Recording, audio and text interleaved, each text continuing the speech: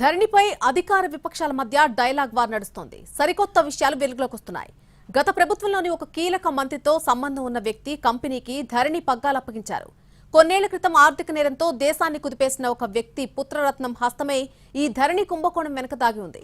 ధరణి పేరుతో ఒక కీలక మంత్రి హైదరాబాద్ లో భూదందాలని చక్కబెట్టేశారు. వేల కోట్ల రూపాయలు దారి మళ్లించడానికి ధరణిని వాడుకున్నారు. దీంతో పాటు ఏకంగా ధరణిని చేతుల్లోకి తీసుకుని ప్రభుత్వ ధనం కూడా భారీగా రాజుల కంపెనీకి మళ్లించారు. ఆర్థిక నేరంతో కుదేలైపోయిన ఆ కంపెనీ బతికి బట్టకట్టిందంటే ఆ కీలక మంత్రి చలవ వల్లే. అదే ధరణి మాయాజాలం. దానిపైనే ఇవాల్టి ఫోకస్ చూద్దాం. ధరణి పేరుతో రాష్ట్రంలో విలువైన భూములు చేతులు మారిపోయాయా? గత ప్రభుత్వం గొప్పగా చెప్పిన ధరణి వెనుక పెద్ద కుట్ర దాగి ఉందా? కేంద్ర దర్యాప్తు సంస్థలు సీజ్ చేసిన భూములు కూడా అన్యాక్రాంతమయ్యాయా? ధరణి లోపాలను సరిదిద్దకపోవడం వెనుక కారణాలేంటి?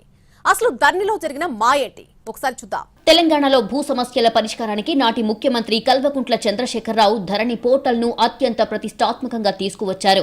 భూ రికార్డులను సర్వే చేపట్టిన ప్రభుత్వం వాటిని ధరణి పోర్టల్లో నమోదు చేసింది. ఈ సమయంలో చాలా మంది భూములు దారిమళ్లాయి. భూమి లేని వారి పేరిట భూములు వచ్చాయి. భూములు ఉన్నవారివి మాయమయ్యాయి. పోర్టల్ ప్రారంభించి సంవత్సరాలు దాటినా ఇప్పటికీ రైతులు అధికారుల కార్యాలయాల చుట్టూ ప్రదక్షిణ చేస్తుండడం పోర్టల్లో లోపాలకు నిదర్శనం. గడిచిన 5 ఏళ్లలో ఎన్ని ఆప్షన్లు అందుబాటులోకి తెచ్చినా ఇప్పటికీ వేల ఎకరాల భూమి రైతుల పేరిట రికార్డులకెక్కలేదని బాధితులు వాపోతున్నారు. ధరణి లోపాలను కాంగ్రెస్ ఎన్నికల ప్రచారంలో హైలైట్ చేసిందే. ధరణిని బంగాళాఖాతంలో కల్పిస్తామని కాంగ్రెస్ నేతలు ప్రకటనలు కూడా చేశారు. అధికారంలోకి వచ్చాక కాంగ్రెస్ ధరణిపై ఫోకస్ పెట్టింది. ప్రస్తుతానికి ధరణి పోర్టల్ రద్దు చేసే ఆలోచన లేదని, లోపాలను సరిదిద్దుతామని మాత్రం ప్రభుత్వం చెబుతోంది. భూమాతను సహనానికి ప్రతీకగా చెబుతారు. అదే పేరుతో ఆవిర్భవించిన ధరణి పోర్టల్ మాత్రం భూ యజమానుల సహనానికి పరీక్ష పెడుతోంది. భూముల క్రయ విక్రయాలు, రికార్డుల పరంగా నెలకొన్న సమస్యలపై పరిష్కారం కోసం తహసీల్దార్ కార్యాలయాలకు వెళ్తున్న రైతులను హైరాణ పెడుతోంది. రైతు నేస్తంగా అభివర్ణిస్తున్న ఈ పోర్టల్ కొన్ని అంశాల్లో సమస్యగా మారి రైతులకు కొత్త తలనొప్పులు తెచ్చిపెడుతోంది. భూ రికార్డుల నిర్వహణ, భూ క్రయ విక్రయాల్లో పారదర్శకత కోసం గత ప్రభుత్వం ప్రతిష్టాత్మకంగా ధరణి పోర్టల్ను అందుబాటులోకి తెచ్చింది. భూ క్రయ విక్రయాల్లో కాలాతీతానికి, అవినీతికి అడ్డుకట్ట వేసేందుకు గాను రిజిస్ట్రేషన్, మ్యూటేషన్ను తహసీల్దార్ కార్యాలయం వేదికగా ఒకే చోటుకు తెచ్చింది. అర్జీదారుల విలువైన సమయం వృధా కాకుండా, అవినీతికి ఏమాత్రం ఆస్కారం లేకుండా ఏ లావాదేవైనా 10 నిమిషాల్లో ముగించేసి ఆ తర్వాత వారంలో నేరుగా ఇంటికే పాస్బుక్ వచ్చే విధంగా సిద్ధం చేసిన విప్లవాత్మక వ్యవస్థగా ధరణిని అభివర్ణించారు. అయితే రెవెన్యూ సంస్కరణలో భాగంగా తెచ్చిన ఈ కొత్త విధానం కొత్త తలనొప్పులు తెచ్చిపెట్టింది. అమలులో పలు సమస్యలు నెలకొన్నాయి. వాటిని ఒక్కొక్కటిగా పరిష్కరిస్తూ ధరణిని మరింత యూజర్ ఫ్రెండ్లీగా చేసే ప్రయత్నం జరిగిందని నాటి పాలకులు చెప్పుకువచ్చారు. అయితే ధరణిలో కొన్ని చిక్కుముళ్లు మాత్రం అలాగే ఉన్నాయి. గతంలో రిజిస్ట్రేషన్ కు సంబంధించి 24 ఆప్షన్లు ఉండేవి.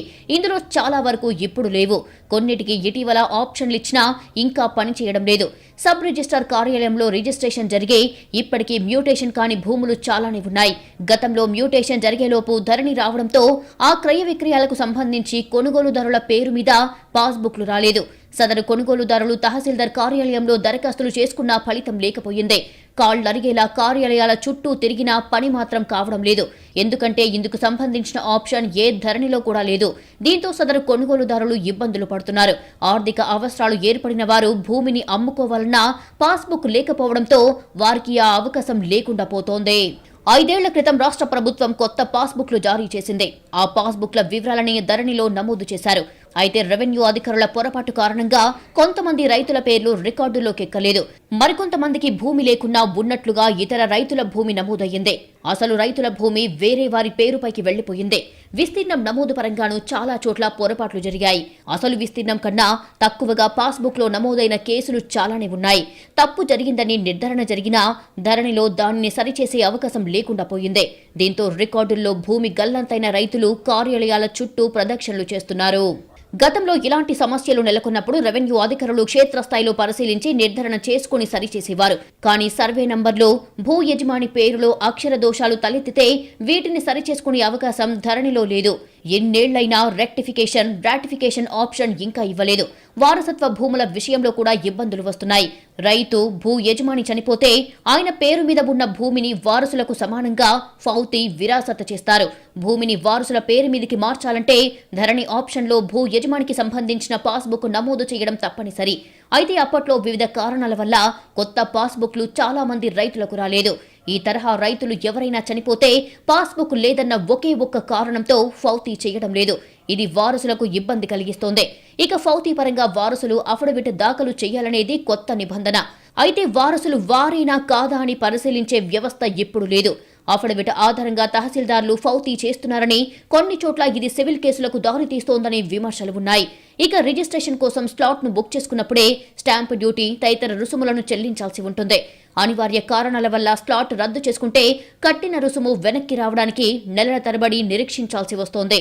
ధరణికి ముందు పాత చట్టం ప్రకారం సంస్థల పేరిట కొన్న ఆస్తులకు పట్టాదార్ పాస్ పుస్తకాలు జారీ చేయకూడదనే నిబంధన ఉండేది. క్రయ విక్రయాలన్నీ డాక్యుమెంట్ ఆధారంగానే జరిగేవి. ప్రస్తుతం ధరణి స్లాట్ ఆప్షన్లో పాస్బుక్ ను తప్పనిసరిగా చేశారు. దీంతో సంస్థల పేరిట క్రయ విక్రయాలు నిలిచిపోయాయి.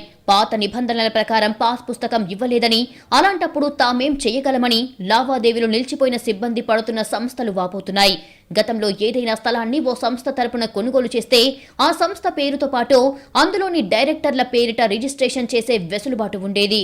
ప్రస్తుతం కేవలం సంస్థకు చెందిన ఒక డైరెక్టర్ పేరిటనే రిజిస్ట్రేషన్ చేస్తున్నారు. ఈ విధానం వల్ల సంస్థలో విభేదాలు వస్తే సమస్యలు ఎదురయ్యే ప్రమాదం ఉందనే అభిప్రాయాలు ఉన్నాయి. ధరణిలో జాయింట్ రిజిస్ట్రేషన్ ఆప్షన్ లేదు. జాయింట్ రిజిస్ట్రేషన్ అయి ఉన్న ఆస్తులను అమ్మాలన్నా కొనాలన్నా వీలు కావడం లేదు. క్రయ విక్రయాల పరంగా ఒకే అమ్మకందారు, ఒకే కొనుగోలుదారుడు ఉంటేనే లావాదేవీలు జరుగుతున్నాయి. గతంలో భాగస్వామ్య పద్ధతిలో కొనుగోలు చేసిన వారు ఇప్పుడు దాన్ని అమ్ముకోవాలనుకున్నా, లేదంటే భాగస్వామ్య పద్ధతిలో కొత్తగా భూమిని కొనుగోలు చేయాలనుకున్నా అది ధరణిలో సాధ్యమవడం లేదు. గతంలో భాగస్తులుగా భూములు కొన్న వారికి లింక్ డాక్యుమెంట్లు కూడా ఇవ్వడం లేదు. దీంతో న్యాయపరమైన చిక్కులు తలెత్తుతున్నాయి. ఇలాంటి కేసుల్లో సమస్యలు లేకుండా ఉండేందుకు ప్రత్యేకంగా ఆప్షన్ ఇవ్వాలని కోరుతున్నారు. గతంలో జీపీఏ, ఏజీపీఏలు తీసుకున్న వారు ఇతరులకు ఆస్తులు విక్రయించాలంటే ఇప్పుడు కుదరడం లేదు. వీటికి సంబంధించి ఎలాంటి నిర్ణయం తీసుకోలేదు. కొత్తగా జీపీఏ, ఏజీపీలకు మాత్రం అనుమతి ఇస్తున్నారు. ధరణికి ముందు మ్యూటేషన్ నిమిత్తం డిజిటల్ సంతకానికి తహసీల్దార్కు దరఖాస్తు చేసుకునే పరిస్థితి ఉండేది. ధరణి అందుబాటులోకి వచ్చాక మీ సేవ ద్వారా కలెక్టర్కు దరఖాస్తు చేసుకోవాలని చెబుతున్నారు. డిజిటల్ సైన్ కలెక్టర్ సకాలంలో చేస్తారా అంటే చెప్పలేం. ఎందుకంటే కలెక్టర్ జిల్లా మొత్తానికి అడ్మినిస్ట్రేటివ్ అధికారి కావడంతో ఎన్నో పనులు చూసుకుంటారు. కలెక్టర్ వద్ద ఎన్ని రోజుల్లో డిజిటల్ సైన్ అవుతుందో చెప్పలేని పరిస్థితి. రోజులు లేదా నెలలు కూడా పడుతుంది. గతంలో తహసీల్దార్ వద్ద డిజిటల్ సైన్ సులువయ్యేది. నాలా కన్వర్షన్ కు చాలా వరకు సర్వే నంబర్లు ఎర్రర్ వస్తున్నాయి.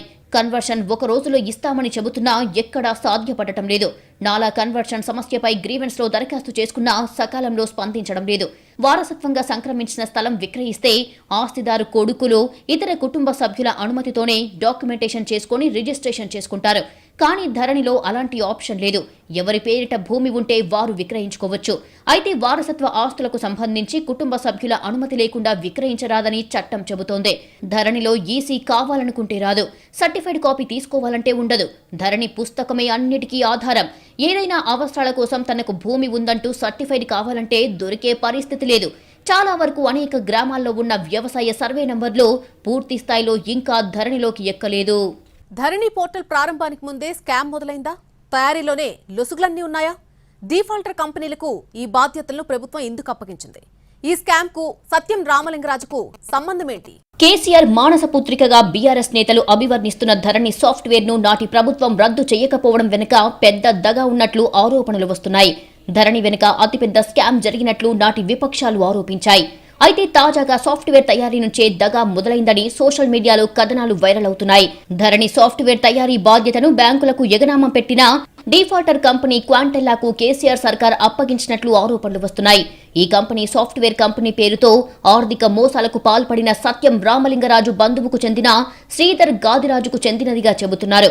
ఈ కంపెనీకి ధరణి పోర్టల్ తయారీ, నిర్వహణ బాధ్యతలు అప్పగించడంతోనే అసలు సమస్య మొదలైందనే ఆరోపణలు వినిపిస్తున్నాయి.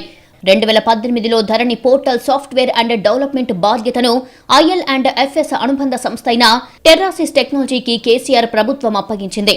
అయితే ఈ IL&FS సంస్థ 2018 జూన్లో బ్యాంకులకు లక్షల కోట్ల రూపాయలు ఎగ్గొట్టింది. ప్రభుత్వ యాజమాన్యంలో పనిచేసే NIC, TCS, ఇన్ఫోసిస్ వంటి దిగ్గజ సంస్థలు ఉన్నప్పటికీ డిఫాల్ట్ సంస్థకే ఈ సాఫ్ట్వేర్ డెవలప్మెంట్ బాధ్యతలు అప్పగించడంపై అప్పట్లో అనేక ఆరోపణలు వచ్చాయి.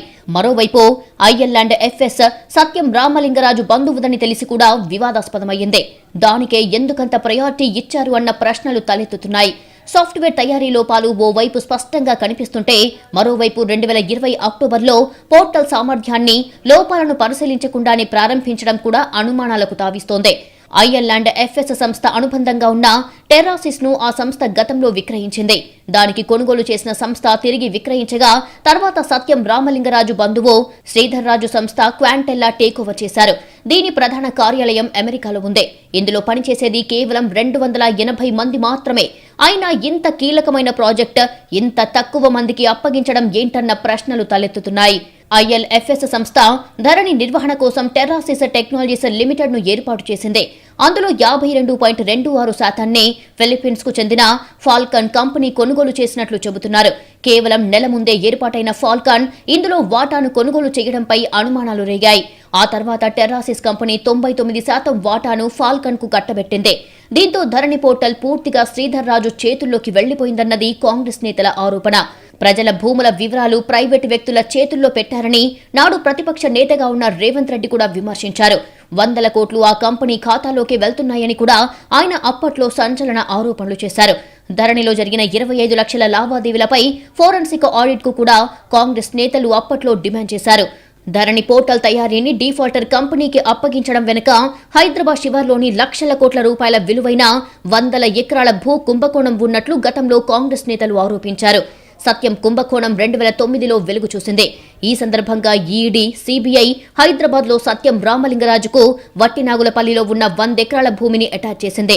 ఇప్పుడు ఈ భూములను లీగల్ గా మార్చుకొని వేల కోట్ల రూపాయలు సంపాదించడానికే ప్రభుత్వం ధరణి పోర్టల్ను రామలింగరాజు బంధువు శ్రీధర్ రాజు కంపెనీ అయిన క్వాంటెల్లాకు అప్పగించినట్లు ఆరోపణలు వినిపిస్తున్నాయి. సత్యం రామలింగరాజు ఈ భూముల కోసం ఈడీని ఆశ్రయించారు. అయితే 8,500 కోట్ల జరిమానా కట్టి భూములు తీసుకోవాలని ఈడీ అధికారులు తెలిపారు. అంత మొత్తం కట్టడం ఎందుకని కేసీఆర్ సర్కారు సత్యం రామలింగరాజు బంధువు కంపెనీకి పరోక్షంగా ధరణి సాఫ్ట్వేర్ తయారీ బాధ్యతలు అప్పగించినట్లు కథనాలొస్తున్నాయి. దీంతో భూములను దర్జాగా లీగల్ చేసుకున్నట్లుగా ఆరోపణలు వస్తున్నాయి. ఈ భూములను గత ప్రభుత్వంలోని పెద్దలు విక్రయిస్తూ వేల కోట్ల రూపాయలు ఆర్జించారని సోషల్ మీడియాలో కోడై కూస్తోంది. మరి ఈ ఆరోపణలపై ప్రభుత్వం ఎలా స్పందిస్తుందో చూడాలి. రంగారెడ్డి జిల్లాలో సత్యం రామలింగరాజు బినామీ సంస్థల పేరుతో కొనుగోలు చేసిన భూములను ఎన్ఫోర్స్మెంట్ అధికారులు గతంలో స్వాధీనం చేసుకున్నారు. లోయకుంటలో పర్యటించిన అధికారులు 439 ఎకరాల్లో బోర్డులు కూడా ఏర్పాటు చేశారు. రంగారెడ్డి జిల్లా లోయకుంట, బోడకొండ గ్రామాల్లో రామలింగరాజు బినామీ ఆగ్రో సంస్థలు వ్యక్తుల పేరుతో సుమారు 3,500 ఎకరాలను కొనుగోలు చేసినట్లు తెలుస్తోంది. భూముల కొనుగోలు కోసం సత్యం రామలింగరాజు 327 కంపెనీలు ఏర్పాటు చేశారు. ఇంకా స్వాధీనం చేసుకోవాల్సిన భూములు 3,000 ఎకరాలు ఉన్నట్లు గుర్తించారు. ఎన్ఫోర్స్మెంట్ అధికారులు స్వాధీనం చేసుకున్న భూముల వివరాలను ప్రకటించింది. మంచాల మండలం లోయపల్లి రెవెన్యూ పరిధిలోని సర్వే నంబర్ 329, 330, 331, 333, 334, 340, 342, 356, 368లోని 489 ఎకరాల భూమిని కేంద్ర ఎన్ఫోర్స్మెంట్ అధికారులు ఆధీనంలోకి తీసుకున్నారు.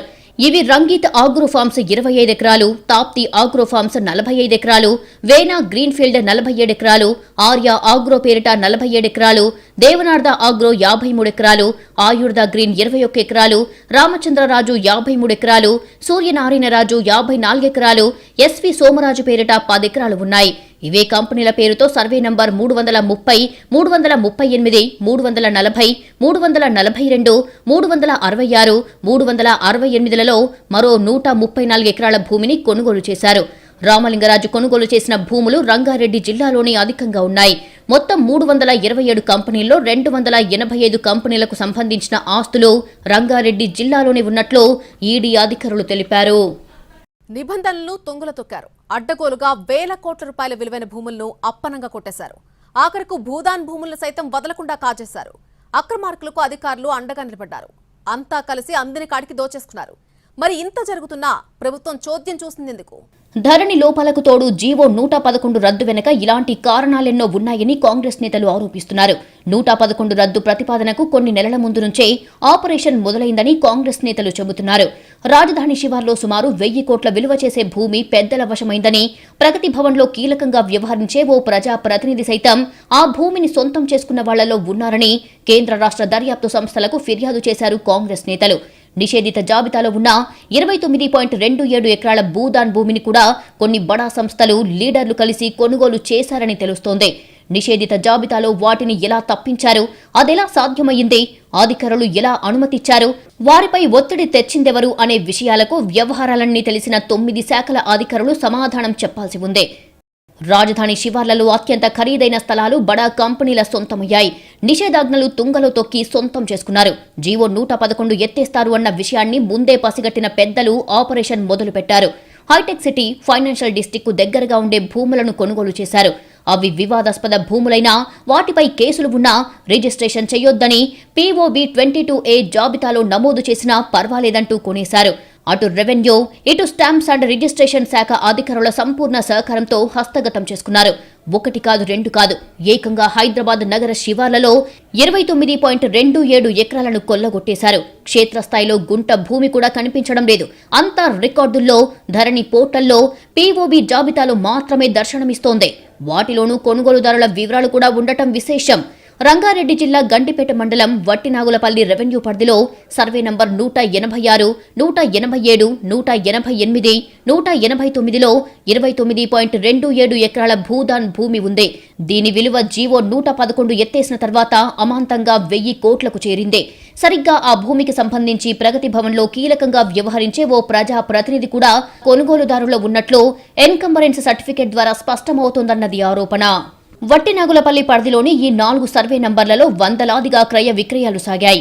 అందులో 2022లో జరిగిన సేల్ డీడ్స్ కూడా ఉన్నాయి. కొందరు పట్టాదారు పాస్ పుస్తకం పొందితే మరికొందరు ఇంటి స్థలాలుగా సేల్ డీడ్స్ చేయించుకున్నారు. రెవెన్యూ, స్టాంప్స్ అండ్ రిజిస్ట్రేషన్ శాఖల్లో ఈ భూములపై నిషేధాజ్ఞలు కొనసాగుతున్నట్లు ధరణి పోర్టల్, IGRS వెబ్సైట్ల ద్వారా స్పష్టమవుతోంది. అయినా రిజిస్ట్రేషన్లు ఎలా చేశారో గండిపేట తహసీల్దార్కే తెలియాలి.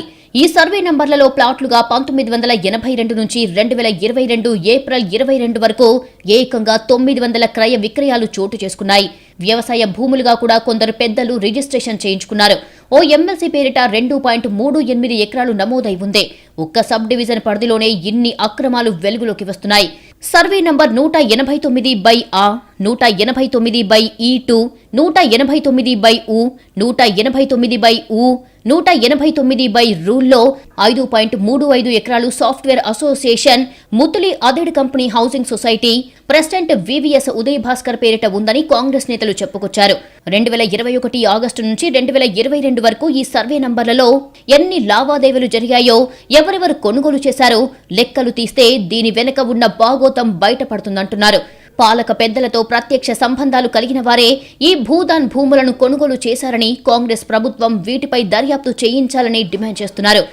ఫైనాన్షియల్ డిస్ట్రిక్ట్ కు అత్యంత సమీపంలో ఉన్న ఈ భూములపై ఎలాంటి లావాదేవీలు, క్రయ విక్రయాలు జరపొద్దని POB జాబితాలో చేర్చారు. ఇప్పటికీ ధరణి పోర్టల్, IGRS వెబ్సైట్లు కనిపిస్తున్నాయి. అంటే సర్వే నంబర్ ఎంటర్ చేయగానే అవి నిషేధిత భూములని తెలిసిపోతుంది. వాటిని రిజిస్ట్రేషన్ చేయడానికి సాఫ్ట్వేర్ అంగీకరించకూడదు. కానీ ఈ క్రయ విక్రయాలు మాత్రం జరిగిపోయాయి. అసలు అలా ఎలా జరిగాయి? ఏ అధికారి చేశారు? కోర్టు ఆర్డర్లేమైనా ఉన్నాయా? కోర్టు అవి భూదాన్ భూములు కాదు, పట్టా భూమి అని ఏమైనా తీర్పు వెలువరించిందా? ఈ ప్రశ్నలకు తహసీల్దార్, కలెక్టర్ సమాధానం చెప్పాల్సి ఉంటుంది. వీటిని 22A కింద చేర్చినప్పటికీ రిజిస్ట్రేషన్లు ఎలా చేశారని ఏపీ భూదాన్ బోర్డు సభ్యులు గతంలోనే ప్రశ్నించారు. దీనిపై హైకోర్టులోనూ కేసు నడుస్తోందని, ఇవన్నీ ఉండగానే క్రయ విక్రయాలకు రెవెన్యూ అధికారులు తెరతీయడం వెనుక ఆంతర్యమేంటూ అర్థం కావడం లేదని బోర్డు సభ్యులంటున్నారు.